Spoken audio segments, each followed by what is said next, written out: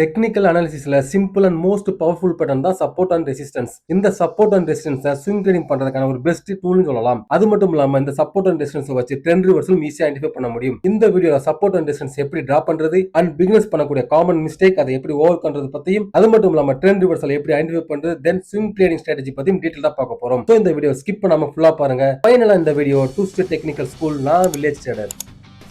First support and resistance பத்தி தெரிஞ்சுக்கலாம். Support தான் ஒரு பிரைஸோட ஸ்ட்ராங்கான டிமாண்ட் ஜோன். இந்த டிமாண்ட் ஜோன் தான் ஸ்டாக்கோட பிரைஸ் ஃபர்தர் ஃபால் ஆகாம தடுக்குது. அண்ட் ரெசிஸ்டன்ஸ் தான் ஒரு பிரைஸோட ஸ்ட்ராங்கான சப்ளை ஜோன். இந்த சப்ளை ஜோன் தான் ஃபர்தர் ஸ்டாக் பிரைஸ் மேல போகாம தடுக்குது. சப்போர்ட் அண்ட் ரெசிஸ்டன்ஸ் எப்படி டிரா பண்றத பத்தி பார்க்கலாம். சப்போர்ட் அண்ட் ரெசிஸ்டன்ஸ் டிரா பண்றதுக்கு மினிமம் 2 டச் பாயிண்ட் வேணும். இந்த 2 டச் பாயிண்ட் இல்லாம சப்போர்ட் அண்ட் ரெசிஸ்டன்ஸ் டிரா பண்ண முடியாது. இந்த 2 டச் பாயிண்ட் சேம் பிரைஸாவும் இருக்கலாம், இல்ல மேலங்கிலே கொஞ்சம் தள்ளி இருக்கலாம். இந்த சார்ட்டை நோட்டீஸ் பண்ணுங்க. எக்ஸாக்ட்டா சேம் பிரைஸ் ரேஞ்சில சப்போர்ட் எடுத்திருக்கு. இந்த சப்போர்ட் லைனை நம்ம ஹரிசாண்டல் சப்போர்ட் லைன் சொல்லலாம். இந்த சார்ட்ல பிரைஸ் வந்துட்டு லிட்டில் பிட் லோயர் சைடுல இருக்கு. இத நாம இன்க்ளைன்ட் அல்லது ட்ரெண்ட் லைன் சப்போர்ட்னு சொல்லலாம். இப்போ ரெசிஸ்டன்ஸ் லைன். இந்த சார்ட்ல பிரைஸ் எக்ஸாக்ட்டா சேம் பிரைஸ்ல ரெசிஸ்ட் ஆயிட்டு கீழே வந்திருக்கு. இந்த லைனை நாம ஹரிசாண்டல் ரெசிஸ்டன்ஸ் லைன் சொல்லலாம். தென் இந்த சார்ட்ல பிரைஸ் அப்வர்ட் ஸ்லோப்ல இருக்கு. இதையே நாம ட்ரெண்ட் லைன் ரெசிஸ்டன்ஸ் சொல்லலாம். இப்போ சப்போர்ட் அண்ட் ரெசிஸ்டன்ஸ் ஒரே சார்ட்ல பார்க்கலாம். இந்த சார்ட்ல பிரைஸ் எக்ஸாக்ட்டா சேம் பிரைஸ் லெவல்ல சப்போர்ட் எடுத்திருக்கு. அட் தி சேம் டைம் மேலையும் சேம் லெவல்ல ரெசிஸ்ட் ஆயிருக்கு. யூஸ்ஃபுல்லா இந்த பேட்டர்ன் நம்ம சேனல் பேட்டர்ன் சொல்லுவோம். ட்ரெண்ட் ரிவர்சல் லைனை பத்தி பார்க்கிறதுக்கு முன்னாடி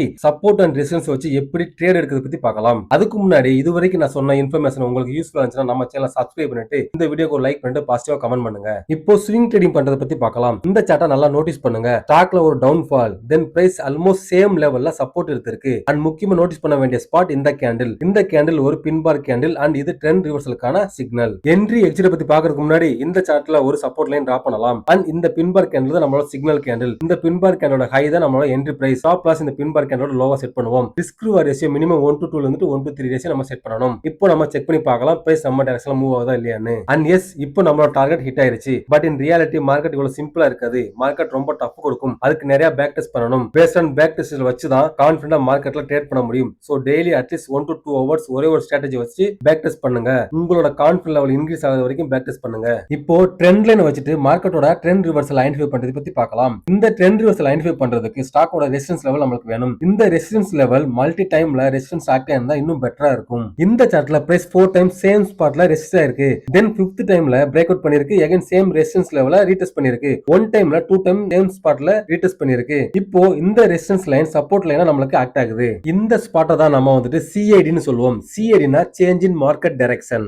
அண்ட் இந்த கேண்டில் நோட்டீஸ் பண்ணுங்க. இது ஒரு புல்லிஷ் என்கல்ஃபிங் கேண்டில். லாங் பொசிஷனுக்கான சைன். இந்த கேண்டிலோட ஹையை என்ட்ரி பிரைஸ் செட் பண்ணுவோம். தென் ஸ்டாப் லாஸ் கேண்டிலோட லோவா செட் பண்ணுவோம். And same risk reward ratio 1:2 1:3 set பண்ணுவோம். இப்போ மார்க்கெட்டோட மூவ்மெண்ட்டை பார்க்கலாம்.